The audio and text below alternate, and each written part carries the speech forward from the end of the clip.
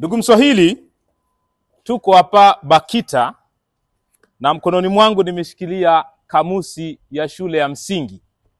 Na hii inapaswa angalau kila mzazi usikose kamusi hii nyumbani kwa ajili ya kuwasaidia watoto wako wawe walumbi, wao mabalagha, watu wenye ushawishi katika kusema. Kamusi hii ina vitu vya kipekee. Kwanza ina picha. Mtoto akiona kuna picha, kuna nahau, kuna methali, kuna vitendawili, na kila neno limetungiwa sentensi chini yake.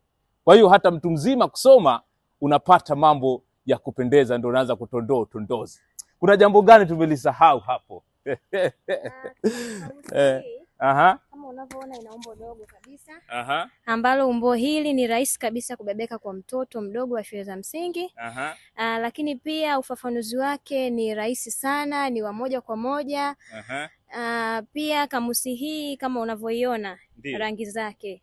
Ina rangi, ina picha ambazo zinaweza kumsaidia mtoto kuweza kuvutiwa kusoma, lakini pia kuweza kupata ufafanuzi. Kuna maneno ambayo ufafanuzi wake kidogo ni mgumu kueleweka, lakini akiangalia picha basi anaweza kupata kuelewa zaidi. Usikose kusoma kamusi hii, na wewe kama ni mzazi fanya jitihada mwanako asikose kamusi hii nyumbani. Inatakiwa wewe pale mezani, watu wanaifunua, wanasoma, wanatazama maneno hapa na pale. Tutakuza jamii ya walumbi, watu hodari katika kusema lugha ya Kiswahili.